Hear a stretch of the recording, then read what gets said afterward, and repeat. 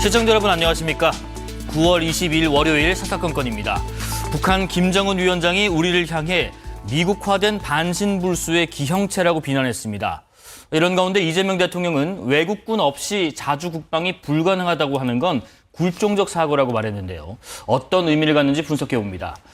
검찰청을 폐지한 더불어민주당이 이번에는 배임죄를 폐지하겠다는 방침을 시사했습니다. 대구에서 대규모 장외 집회를 펼친 국민의힘은 배임죄 폐지 1호 수혜자는 이 대통령일 것이라며 유전 무죄가 아닌 제명 무죄라고 맞받았습니다.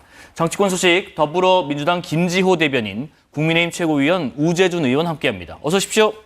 안녕하십니까? 자, 이재명 대통령이 취임 후 첫 유엔 총회 참석을 위해서 오늘 미국 뉴욕으로 출국했습니다.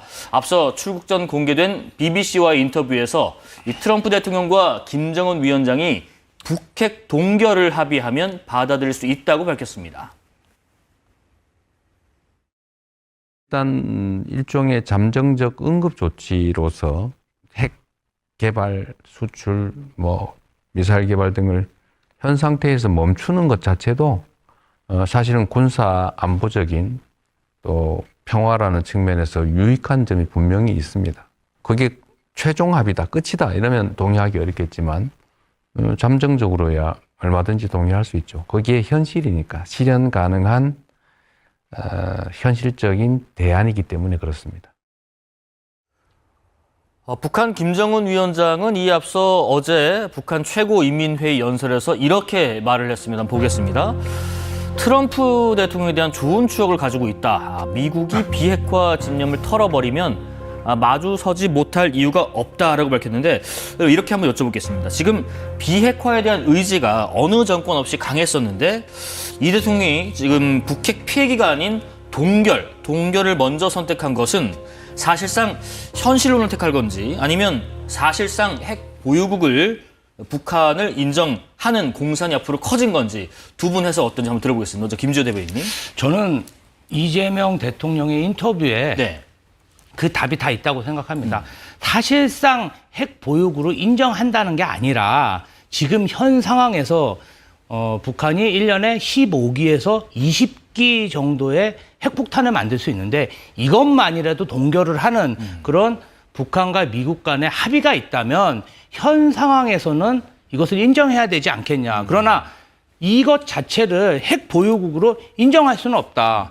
종국적으로는 한반도 비핵화를 정착시켜야 된다. 근데 현실적으로 미국이 그렇게 협상을 한다면 현실적인 상황에서는 일단 동결을 하고 상호 신뢰 기반을 쌓은 후에 비핵화로 가야 된다. 이런 의지를 표명했다고 생각합니다. 지금은 더 북핵이 북한 미사일이 이제 폭증하는 것을 막기 위한 현실적인 방안. 그렇죠. 궁극적으로는 비핵화가 목적이고. 그렇죠. 긴장도 강화되고 또 핵이 퍼질 수도 있지 않겠습니까? 네. 결국은 한반도 안보 불안이 가중되는데 그건 결국은 경제적 타격으로 돌아올 수뿐이 없습니다. 우재준 의원께서는 어떻게 해석하고 계시는지요? 매우 잘못된 발언이라고 생각합니다. 네. 북한의 핵은 분명히 우리에게 큰 위협입니다. 그리고 이 점에 있어서 가장 많이 우리가 관심을 가지고 걱정해야 될 사람들 또한 우리입니다. 대한민국입니다. 북한도 아니고 미국도 아니고 우리입니다. 그런 측면에서 이재명 대통령께서 마치 북한의 핵을 용인하는 듯한 그 뜻이 아니었다고 말씀하실지 모르겠습니다. 하지만 충분히 그렇게 해석될 수 있을 만한 말씀을 하신다는 건 매우 부적절하다고 생각합니다. 그리고 이 점은 저는 협상 전략에 있어서도 매우 좋지 않다고 생각합니다. 전략적 측면에서. 그럼요. 네. 북미 간의 협상도 있을 수 있고 그다음에 이제 남북, 미 3자 간 협상이 있을 수도 있는데 마치 그 상황 속에서 우리가 먼저 북한의 핵을 용인해 줄 수 있을 것처럼 이야기하는 건 이건 여러 가지 어떤 대상과의 협상에서도 매우 불리한 발언이라고 생각합니다. 그래서 매우 부적절한 발언이었다고 생각합니다. 이 향후 전략적인 측면에서도 이 발언이 좀 문제가 있을 수 있다라는 언급을 하셨어요. 어떻게 생각하시는지? 저는 그 말씀에 동의하기가 어렵고 네. 그러면 남북 간의 대화를 전혀 하지 않고 과거 윤석열 정부처럼 무인기 보내고 아파치 핵이 정말 위협하고 그다음에 연평도 앞바다에서 포탄 쏘고 이래서 긴장을 완화해서 저희에게 돌아온 게 뭡니까? 쓰레기 정말 그 풍선만 날라오지 않았습니까? 무인기 날라오고. 그래서 우리나라 경제가 어땠습니까? 저는 사실상 저희가 힘이 있어서 북한과 미국 간의 협상을 좌지우지할 만한 그런 영향력이 있습니까? 실제적으로 없지 않습니까? 그런데 무턱대고 반대만 해서 이 현황을 어떻게 타파하겠다는 것인지 저는 실리적인 대안을 먼저 제시해야 된다 이런 생각을 가지고 있습니다. 네, 반론 있으시면 듣고 다음 주제 넘어가 볼게요. 저는 윤석열 정부에서 그 북한에서 오물풍선 조금 날라왔다고 그걸 막기 위해서 핵을 포기한다라는 건 전 어불성설이라고 생각하고요. 대한민국이 아무런 협상력이 없다라고 생각하시는 것 또한 지나치게 대한민국을 약하게 보는 거 아닌가라고 생각합니다. 대한민국은 지금 동아시아에서 지정학적으로 그리고 우리가 경제적으로도 매우 중요한 위치에 있기 때문에 다양한 협상 전략을 펼 수 있습니다. 그런 의미에서 우리가 미리 마치 북핵을 용인하는 듯한 말을 하는 건 매우 부적절한 협상 전략이라고 생각합니다. 이 대통령은 SNS에 글도 하나 올렸습니다. 같이 한번 보겠습니다. 강력한 자주 국방의 길을 열겠다라는 주제였는데요. 그러면서 이런 얘기를 했습니다. 외국 군대가 없으면 자주 국방이 불가능한 것처럼 생각하는 일각의 굴종적 사고를 언급하면서 이제 비판을 했습니다. 김정은 또 이런 얘기를 했습니다. 대한민국은 모든 게 미국화된 반신불수의 기형체다. 식민지 속국이다. 그러면서 통일은 결단코 불필요하다고 했는데 먼저 여쭤보겠습니다. 지금 한미 안보 협상이 지금 한창인 상황에서 이 대통령이 이런 언급을 한 이유는 뭘지, 또 김정은이 우리를 향해서 미국의 식민지라는 주장한 이유는 또 뭘지 궁금하네요. 뭐 북한이야 언제든지 뭐 적화 통일을 이야기했던 사람들이고 꼭 그 목적이 아니더라도 본인들의 체제 유지나 이런 부분들을 위해서 그 남한에 있는 미군들이 나가라라고 철수하라라고는 계속해서 이야기를 해왔죠. 네. 문제는 이재명 대통령께서 왜 이렇게 이야기하시는지는 저도 참 이해하기가 어렵습니다. 우리가 자주국방 정말 튼튼한 안보를 지켜야 한다는 점에 대해서는 아무도 반대하지 않습니다. 하지만 자주국방과 우리가 한미 동맹은 배타적인 관계가 아닙니다. 자주국방을 충분히 하면서도 우리가 더 튼튼한 안보를 위해서 한미 동맹을 충분히 유지할 수가 있습니다. 당장 북한만 해도 네. 지금 북중러 3국의 외교를 더 탄탄히 해서 이제 군대를 파견하는 정도까지 해서 더 안보를 강화하고 있는데 우리는 반대로 한미 관계를 낮추는 듯한 그런 말씀을 대통령께서 하시는 건 적절하지 않다라고 생각합니다. 이 점과 관련해서 최근에 조금 저는 앞에 북한 핵 문제도 그렇고 네. 이 문제도 그렇고 대통령께서 지나치게 북한에게 조금 유리한 듯한 말씀을 계속 하시는 것처럼 보이는데 이게 혹시나 그 대통령께서 예전에 경기도지사 시절에 있었던 그 대북 송금하고 관련이 있을 수도 있다라는 생각도 합니다. 대북 송금 사건에 있어서 지금 그 당시에 부지사였던 이화영 부지사가 현재 구속되어 있는 상태인데요. 네. 그 상황 속에서 지금 이재명 대통령께서도 혹시 공범이 아닌가라고 해서 기소가 되어 있는 상태입니다. 그 상황 속에서 혹시나 북한이 여기에 대해서 어떠한 진실을 알고 있을 수 있고 그 점 때문에 개인적인 어떤 약점이 있어서 북한에 계속 끌려가는 그런 외교를 하고 있으신 거 아닌가라는 우려도 조금 되는 상황입니다. 우 의원 의견 들어봤고요. 지금 이재명 대통령께서 자주국방을 되게 강조를 하면서 언급한 내용들에 대한 해석, 그리고 지금 뉴욕에서 유엔 총회 연설에서는 어떤 내용이 담길지도 궁금하네요. 일단은 지금 이제 관세 협상이 예. 막 벌어지고 있고 지금 미국과 굉장히 격한 지금 협상을 하고 있는데 대한민국 일부에서는 우리가 안보적으로 미국에 많이 의존하고 있으니 관세 협상 관련해서는 그냥 사인해라. 대폭적으로 양보해라. 그런 목소리에 대해서 대한민국이 이제 세계에서 5번가락 손에 드는 그런 재래식 군사력 강국이고 우리가 쓰는 국방비가 66조인데 네. 거의 북한의 1년 정부 예산하고 맞먹습니다. 네. 이런 점을 어필하면서 우리나라도 이제 좀 자신감을 가져도 된다. 이런 말씀을 드린 거고요.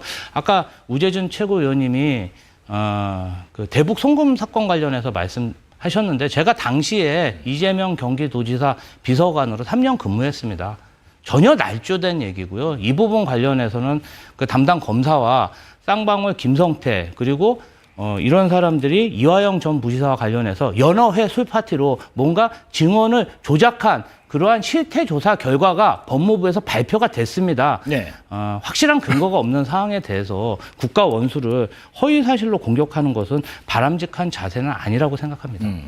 향후 연설에서도 이런 안보 관련된 어떤 발언들이 이 대통령이 담겨서 포함이 될지 궁금하네요. 그럼요. 네. 사실은 전 세계가 12.3 내란 사태로 대한민국을 굉장히 조금 불안정한 나라, 불안한 나라로 인식했는데 이번에 이사국으로 가서 평화, 협력, 한반도 안정, 북핵 문제 관련해서 저는 뭔가 안정된 국가, 믿을 수 있는 국가, 선진 국가로서 대한민국의 어떤 모습을 연설로 확실하게 자리매김할 거라고 믿고 있습니다. 네.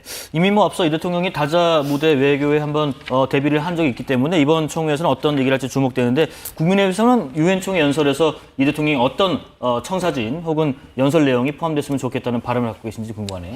뭐 여러 가지 청사진이 있을 수 있지만 최근에는 이 대통령께서 너무 불안한 모습을 많이 보여주셨어요. 이제 한미 관계에 있어서도 본인께서는 뭐 역대급 회담이었다 이렇게 이야기를 하지만 그 직후에 우리나라 노동자들이 막 체포 구금되는 이런 이야기들이 있으면서 이게 어떻게 지금 대통령께서 외교 관계에 있어서 지금 문제가 있으신 거 아닌가, 국민들에게 말하지 못하는 뭐 어떠한 문제점을 숨기고 있으신 거 아닌가라는 그런 모습들이 많이 보여졌습니다. 네. 그것 때문에 국민들께서 많이 걱정하고 있으신데요. 이번에는 그런 불안감이 좀 없도록 조금 여유롭고 정말 잘 어울리는 그런 모습을 좀 보여주셨으면 좋겠습니다. 자, 오늘 나온 대통령 지지율 여론조사 결과도 잠깐 좀 보겠습니다. 지금 이재명 대통령 국정 수행 평가입니다.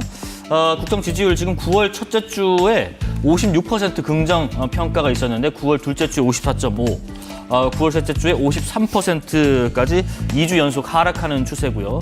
반대로 이제 부정 평가는 9월 첫째 주부터 9월 셋째 주 이를 때까지 계속해서 올라서 이번에는 43.6% 부정 평가가 나타났습니다. 이 조사는 에너지경제신문 의뢰로 리얼미터가 조사를 했고요. 9월 15일부터 19일까지 전국 만 18세 이상 남녀 2,526명이 대상으로 무선 ARS 100% 방식이었습니다. 표본 오차는 95% 신뢰 수준의 플러스 마이너스 1.9%포인트입니다. 자, 대통령의 지지율 긍정평가가 하락하고 부정평가 상승한 요인 의견 들어보겠습니다. 김조 대변인님. 이게 이제 뭐 예. 통계학적으로 2, 3% 정도 빠진 것이라 추세적으로 하락 기조다. 이렇게 보기에는 좀 어렵지만 정부 여당 입장에서 그래도 올라가는 추세가 좋지 네네. 내려가는 추세는 사실은 좀 송구한 면이 있습니다. 이 부분 관련해서는 저희가 추석 전에 이재명 대통령의 유엔 연설도 있고 네. 저희 추석 관련해서 여러 가지 민생 관련 메시지를 그다음에 정책을 많이 추진해야 된다고 생각합니다. 다만 아쉬운 것은 국민의힘과 저희 민주당이 19일 민생경제협의체 첫 회의를 하기로 했는데 국민의힘의 장애 집회나 여러 가지 현안들로 인해서 또 특검의 압수수색도 있었죠.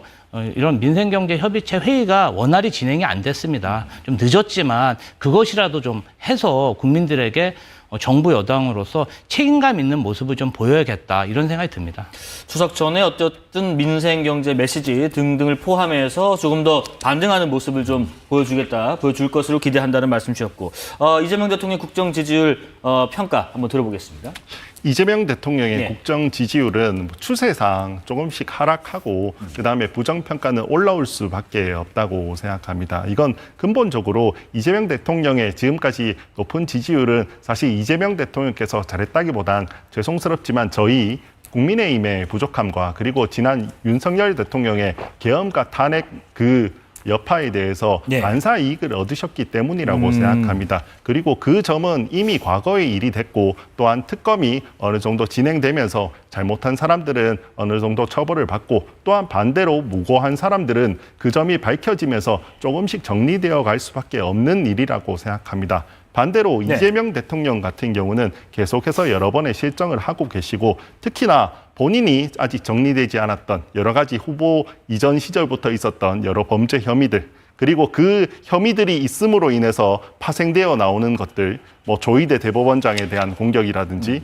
최근에는 또 배임죄를 없애겠다라고 하는 그런 말씀도 하셨는데 그런 논란들이 본인의 범죄를 없애려고 하는 거 아닌가라는 부분에 대한 의혹으로 연결될 수밖에 없거든요. 그리고 내란 특별재판부라든지 네. 여러 가지 사법부에 대한 이야기들이 계속해서 이재명 대통령의 과거 이런 범죄 혐의들과 관련된 것 아니냐라는 부분이 발목을 잡으면서 계속해서 지지율은 조금씩 내려올 수밖에 없을 거라고 생각합니다. 예. 특검 관련 소식 잠시 짚고 정치권 상황 이어서 말씀 나눠보겠습니다. 지금 내란 특검팀에 소환됐던 심우정 전 검찰총장이 피고발인 신분으로 17시간 넘게 조사를 받고 귀가를 했습니다. 심 전 총장은 지난 3월에 윤 전 대통령에 대한 법원의 구속 취소 인용 결정에 즉시 항거하지 않는 등으로 인해서 고발 조치가 됐는데 이번 조사에서도 이 경위에 대한 내용을 특검이 집중 추궁을 했을 텐데 그 외의 사안에 대해서 혹시 심 전 총장에 대한 조사가 진행된 부분 뭐가 있을까 싶습니다. 일단은 뭐 가장 큰 것은 윤석열 내란 속의 피의자에 대한 구속 취소 네. 이 부분 관련해서 그때 담당 수사팀이 극렬히 반대했음에도 불구하고 검찰총장이 수사 지휘를 해서 항고를 하지 않은 부분 이 부분에 대해서 많은 국민들이 의구심을 가지고 있고 두 번째로는 네. 12.3 비상계엄 선포 직후 박상재 전 법무부 장관과 3차례 통화하며 합동수사본부 검사 파견 관련 의혹이 좀 있습니다. 이 부분 관련해서 규명된 게 없기 때문에 네. 조사를 받은 걸로 알고 있고 그리고 당시 대검 소속 검사가 방첩사령부와 연락 후 중앙선관위로 출동하려 했다는 그런 의혹도 있습니다. 여러 가지 의혹에 대해서 장시간 동안 조사를 했고 아마도 특검에서 네. 진위를 파악하지 않았을까 그렇게 기대하고 있습니다. 두세 가지 혐의점이 좀 더 존재한다 말씀 주셨고 네. 지금 이런 가운데 내란 특검 추가 기소로 재구속된 윤 전 대통령은 이 불구속 상태로 재판을 받게 해달라면서 법원에 보석을 신청을 한 상황입니다. 이유는 이렇게 전해졌습니다. 구속 상태에서 일주일에 4번씩 공판이 진행이 되면 반대 신문의 준비는 물론이고 정상적인 공판 진행이 원천적으로 불가능하다. 이런 이유로 알려졌는데 여기에 대한 의견 좀 들어볼게요. 저는 원론적인 부분만 이 네. 점에 대해서는 말씀드리려고 합니다. 대한민국 국민 누구나 법 앞에 평등하죠. 그렇기 때문에 권력자라고 해서 조금 더 유리하게 어떻게 수사를 받아서도 안 되고 또한 반대로 힘을 잃은 권력자라고 해서 반대로 너무 불리하게 재판이 진행돼서도 안 된다고 생각합니다. 제가 정확하게 윤석열 대통령의 지금 건강 상태나 이런 부분들에 대해서 알지는 못합니다. 그런 부분들이 적절하게 고려되어서 판단되었으면 좋겠다. 그렇게만 말씀드리겠습니다. 네. 그리고 또 하나가요. 지금 통일교 청탁과 정치권 로비 의혹의 최종 결재자로 지목된 통일교 한학자 총재가 오늘 구속영장 실질 심사를 받기 위해서 보시는 것처럼 법원에 출석을 했습니다. 오늘은 휠체어를 탔네요. 한 총재에 대한 결과 어떻게 예상하시는지? 일단은 뭐 고령이라서 네.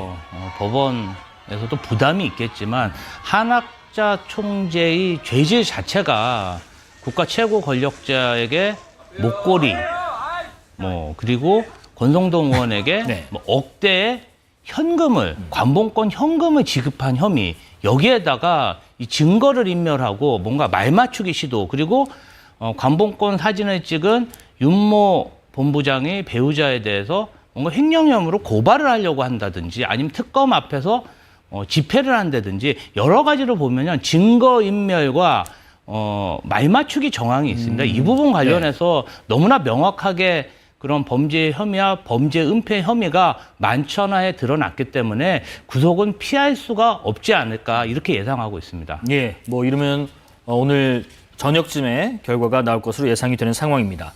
계속해서 여야 상황 살펴보겠습니다. 더불어민주당 김병기 원내대표가요 취임 100일 기자회견을 가졌습니다. 9월 정기국회 중에 배임죄를 폐지하는 게 목표다라고 밝혀서 주목을 받고 있는데 배임죄 폐지 추진 이유 먼저 좀 들어보겠습니다.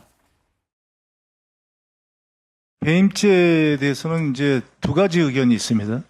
이 여러 가지 그런 게 있으니까 경영 판단의 원칙 비롯해서 상법과 형법상의 그런 법들을 단계적으로 보완하자 하는 것이 있고 이것을 배임죄를 폐지하고 폐지에 따른 문제가 생기는 법들을 갖다 개별 입법하자 이런 의견이 있는데요. 배임죄가 분명히 문제가 있고 이것을 폐지해야 되는 것이 원칙이라고 그러면 그 원칙을 향해서 나가야 된다는 그걸 일관되게 말씀드리고 있는 거고요.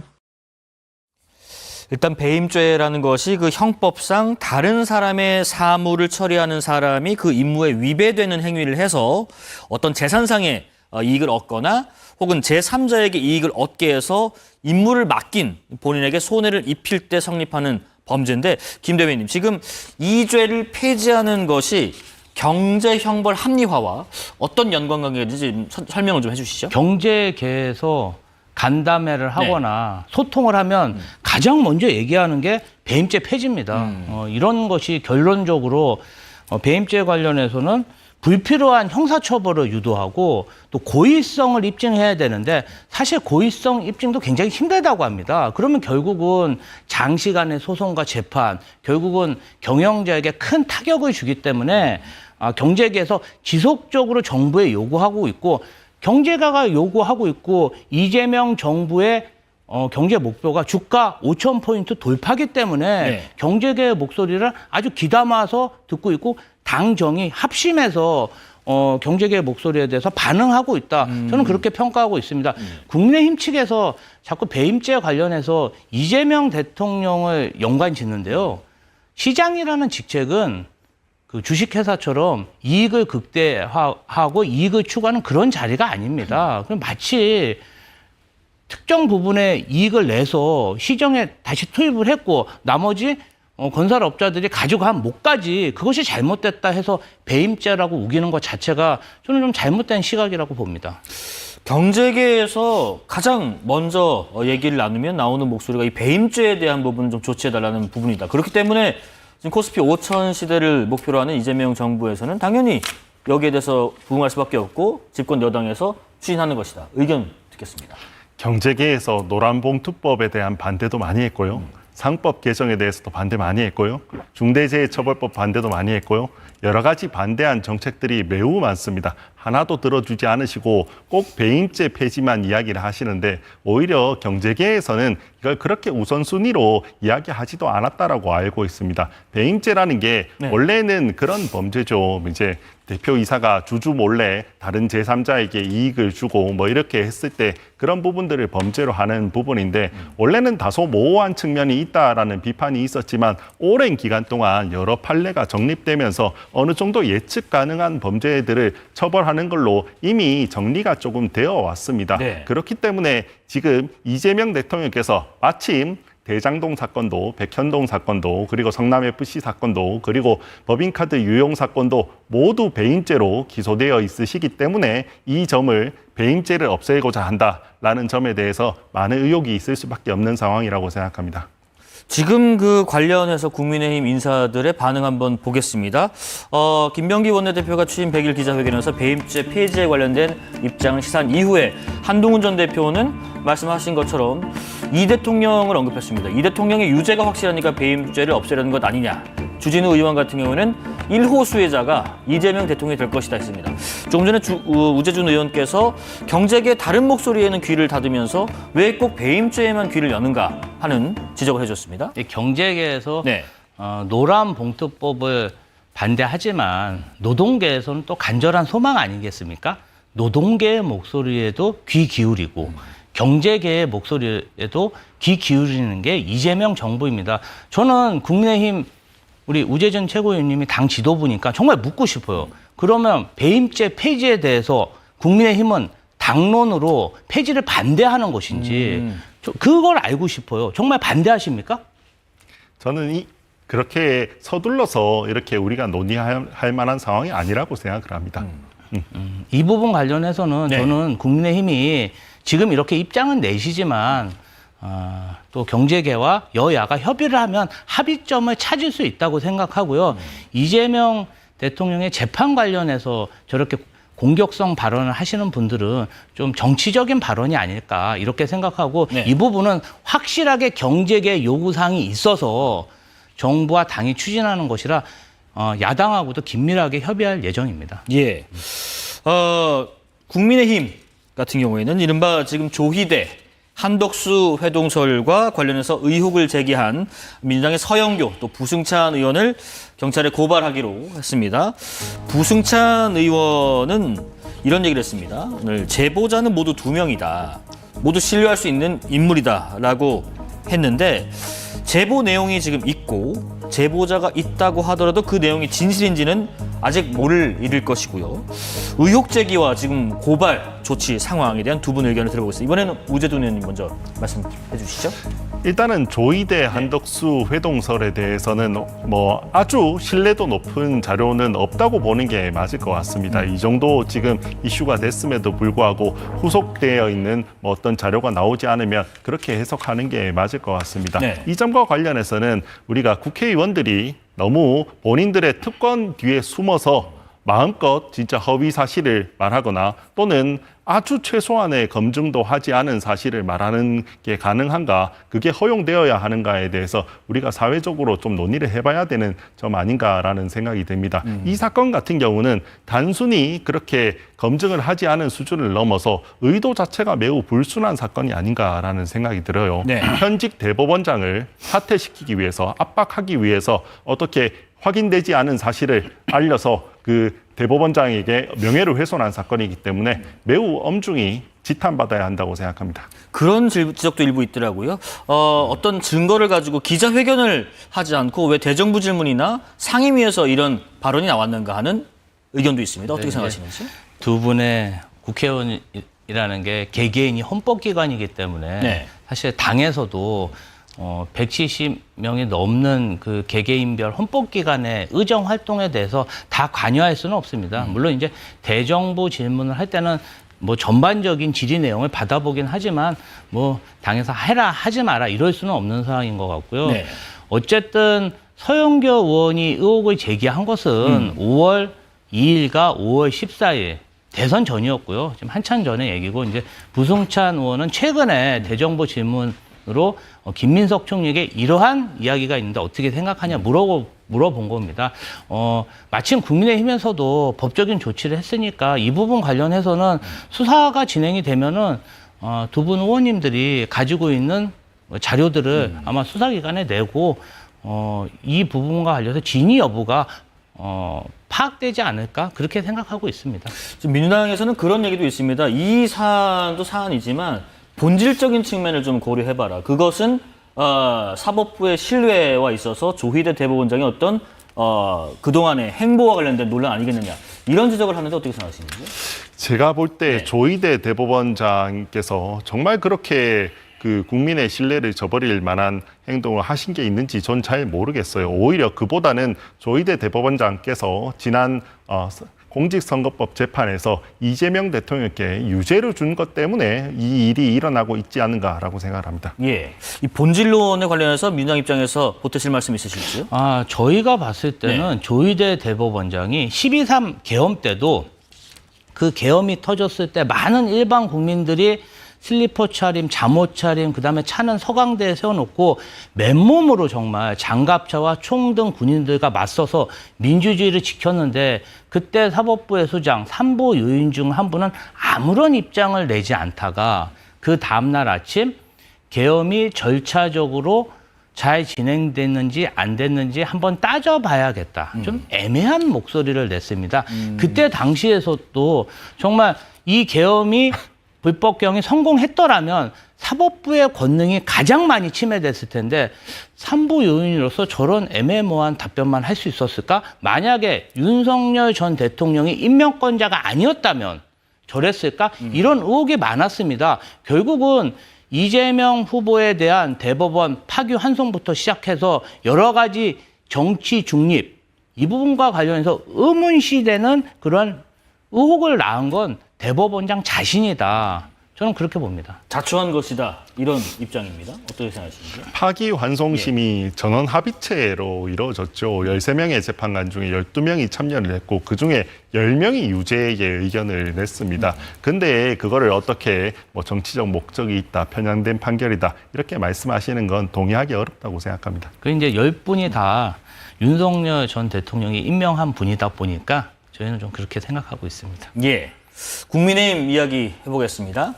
오랜만에 장외 집회에 나섰습니다. 주말 사이 동대구역 앞 광장에서 진행이 됐고 의원들도 한 70명가량 참석을 했다고 합니다.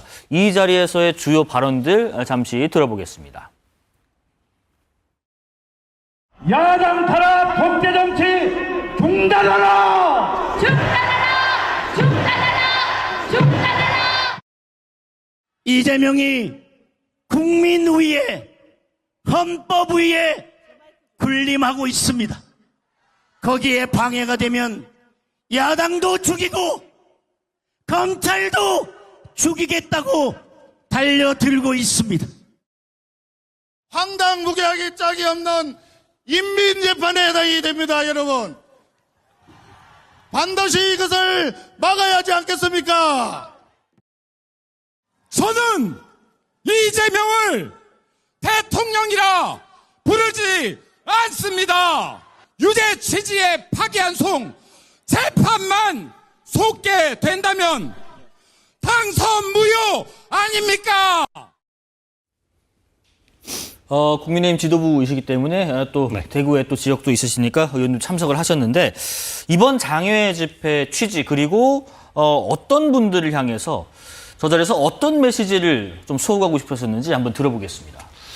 우리 지지자들께서 뭐 지난 대선 이후에 뭐 좀 뉴스가 보기 싫다라고 하시는 분들이 많이 있으셨어요. 아무래도 선거가 끝나면 아무래도 이제 정치에 대한 관심도는 조금 떨어질 수밖에 없는데요. 그런 와중에 최근에 너무나도 위험한 시도들, 이재명 정부의 위험한 시도들이 많이 있었습니다. 그냥 단순히 몇 가지 법이 강행 통과되는 수준을 넘어서 대한민국 삼권 분립 자체를 위배하는 정말 헌정 질서 자체가 문란하게 될 수 있는 그런 시도들이 많이 있었다고 생각합니다. 네. 제가 가장 대표적인 게 내란 특별재판부라고 해서 본인들이 원하는 판사를 직접 선임해서 그 사람에게 판결을 시키겠다라는 시도라든지 또는 본인들에게 유죄를 줬다고 해서 대법원장을 축출하려는 시도라든지 그런 위험한 시도들이 있었고 이 점들에 대해서 많은 지지자들에게 국민들에게 알려야겠다. 조금 더 많은 분들이 알고 이 점에 대해서 분노하실 수 있다라는 점을 우리가 조금 더 말씀드리기 위해서 이렇게 이번에 집회를 준비했습니다. 네,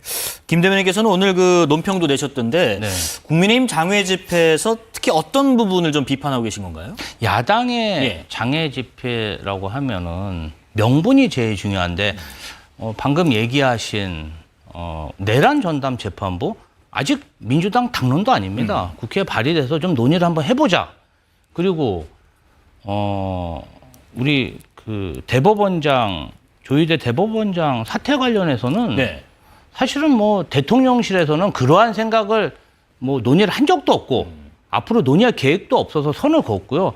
당내에서도 뭐 당론으로 추진되는 게 또 아니고 뭐 탄핵안을 공론한 것도 아닙니다.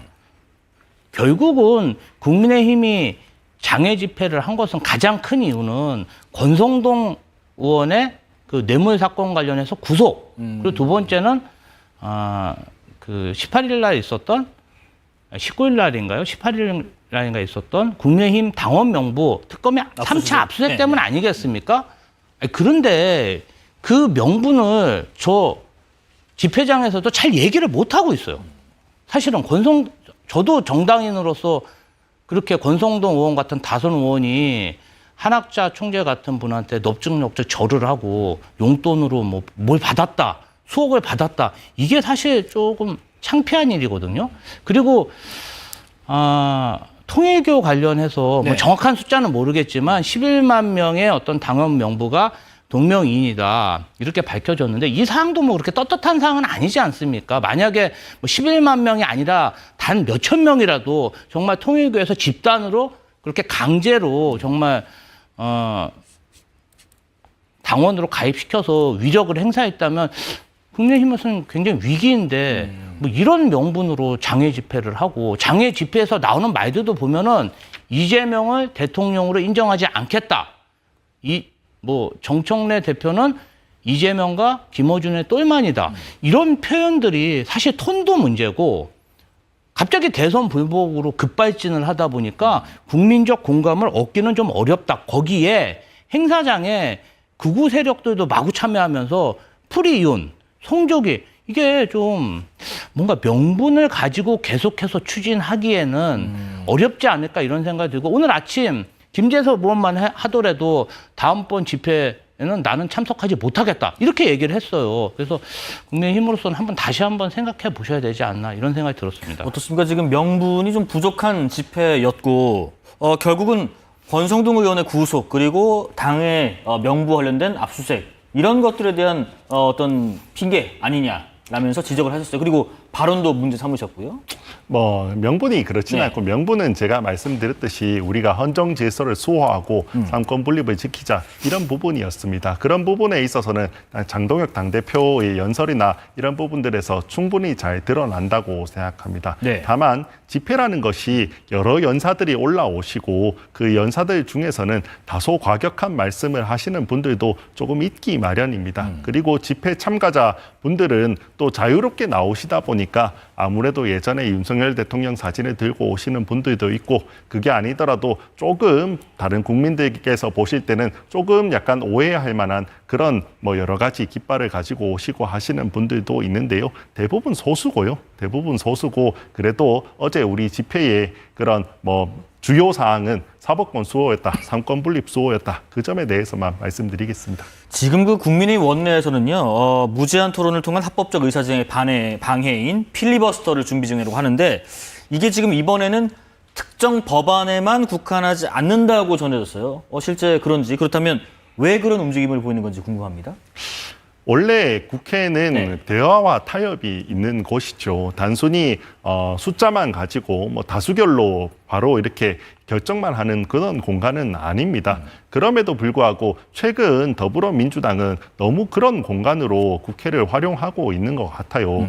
원래 여러 가지 우리가 쟁점 법안들이 있었죠. 노란봉투법도 있었고 상법도 있었고 방송법도 있었고 그런 법들이 충분한 토의 없이 모든 법안들이 결국 그냥 더불어민주당과 여당에서 180석을 모아서 필리버스터도 24시간 만에 강제 종결시키고 무조건 다 표결을 해서 다 통과시켜버리는 그런 합의가 없는 그런 행태로 국회를 운영을 했습니다. 그에 대해서 우리가 항의하는 수단으로 어쩔 수 없이 모든 법안에 그러면 필리버스터를 뭐 이렇게 제기하는 것도 하나의 방법은 될 수 있다. 그렇게 생각하고 있습니다. 한 가지만 더 보충 질문 드릴게요. 지금 앞선 그 방송 3법 개정안 때라든지 이런 필리버스터 과정에서 오히려 여당이 좀 더 길게 또 집중적으로 했다. 그래서 뭐 야당에서 오히려 필리버스터에 대한 결기나 어떤 열의가 부족한 건 아니냐 이런 지적도 있는데 이번엔 좀 다를까요?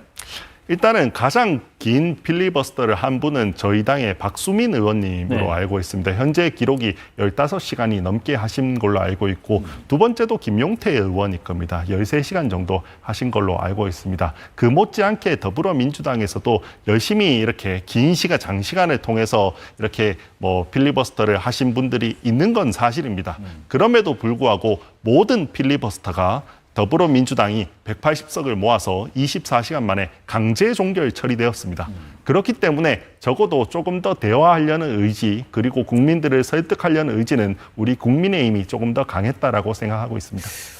그 절대다수 의석이기 때문에 뭐 법안 통과 자체는 막지 못하겠습니다만은 이렇게 여론전을 만약에 국민의힘에서 제대로 불러일으킨다면은 그래도 꽤 큰 압박이 되지 않을까 싶은데 어떠신지요? 그런데 여태까지 국민의힘의 필리버스터 과정을 보면 사실은 저희가 보기에는 이제 이 대상자 구하기도 쉽지 않은 그런 모습을 보였고 네. 지금 당장 배임죄 폐지 관련해서도 저희가 법안을 내면 국민의힘이 정말 그것을 결사적으로 필리버스터로 막을 것인가 이것도 저희는 좀 의문시 되거든요. 아니 기업이나 경영계에서 좋아하는 법안에 대해서 친기업적인 성향을 정말 얘기하는 국민의힘에서 과연 저걸 결사적으로 막을 것인가.